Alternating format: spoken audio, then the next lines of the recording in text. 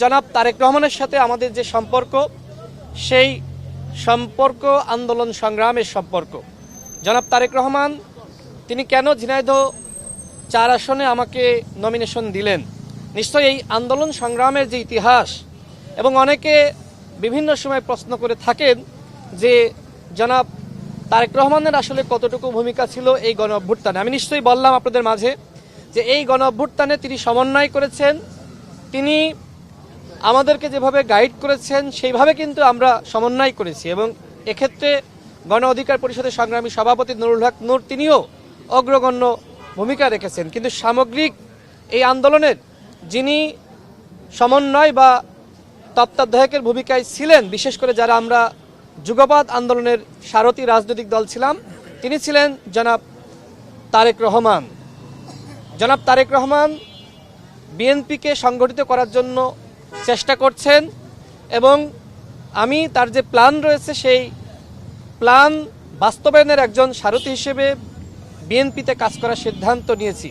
আজকে যে আলোচনা হয়েছে সেটি স্বাভাবিকভাবে, যেহেতু আমি ঝিনাইদহ 4 আসনে নির্বাচন করছি, সেখানে কি কি সংকট রয়েছে এবং সেই বিষয়গুলো নিয়ে কি করা যায় আমি তার কাছে বিস্তারিত তুলে ধরেছি, এবং তিনি ঝিনাইদহ 4 আসনে নির্বাচনী জনসভায় আসবেন, যেটি আগেও বিএনপির স্থায়ী কমিটির সদস্য জনাব সালাউদ্দিন আহমেদ আমাকে জানিয়েছিলেন, এবং আজকেও আমি সেই বিষয়টি তাকে জানিয়েছি। ইনশাল্লাহ ঝিনাইদহ 4 আসনের মানুষের উদ্দেশ্যে বলতে চাই, জনাব তারেক রহমান আপনাদের মাঝে আসছে, এবং তিনি যে সিদ্ধান্ত নিয়েছেন আমাকে আমার পাশে থাকা এবং ঝিনাইদহ 4 আসন থেকে আমি যাতে নির্বাচন করি, আমি আশাবাদী।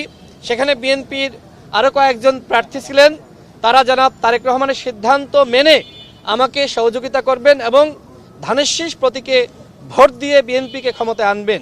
এইবারের নির্বাচনে আপনারা নিশ্চয়ই জানেন যে উচ্চকক্ষ এবং নিম্নকক্ষ, অর্থাৎ যদি উচ্চকক্ষে বেশি আসন পেতে হয় সেক্ষেত্রে ধানের শীষ প্রতীকের বাইরে ভোট দেওয়ার কোনো সুযোগ নাই। তো আমি আশাবাদী বিএনপির তৃণমূলের নেতৃবৃন্দ, হাইকমান্ডের যে সিদ্ধান্ত, জনাব তারেক রহমানের যে সিদ্ধান্ত, সেই সিদ্ধান্তের বাইরে কেউ যাবে না।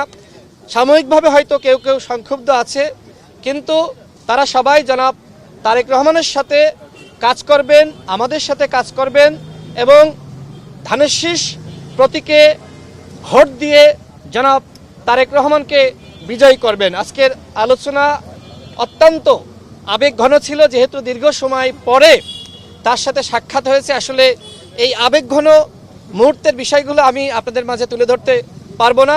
তার প্রতি আমার শ্রদ্ধা রয়েছে, তার প্রতি ভালোবাসা রয়েছে, তার নেতৃত্বে ইনশাল্লাহ আমরা কাজ করে যাব, এবং তিনি যে স্বপ্ন দেখছেন নতুন বাংলাদেশ গঠন, যেখানে মহান মুক্তিযুদ্ধের মূলনীতি সাম্য, মানবিক মর্যাদা, সামাজিক সুবিচার বাস্তবায়িত হবে। এবং আজকে তার সাথে সবথেকে যে গুরুত্বপূর্ণ বিষয়টি নিয়ে আলোচনা হয়েছে, তিনি আমাদেরকে জানিয়েছেন আমি শুধু স্বপ্ন দেখছি না, আমার পরিকল্পনা রয়েছে, এবং সেই পরিকল্পনা বাস্তবায়নে আমাদের সবাইকে একসাথে কাজ করতে হবে। আমি তাকে আশ্বস্ত করেছি যে ইনশাল্লাহ আপনার সাথে ছিলাম, আছি, থাকব। আপনার পরিকল্পনা বাস্তবায়নে অতীতে যেভাবে আপনার নেতৃত্বে আমরা লড়াই করেছি, ভবিষ্যতেও আপনার সাথে থেকে বিএনপিকে ক্ষমতায় আনা এবং রাষ্ট্র পুনর্গঠনে কাজ করে যাব ইনশাল্লাহ।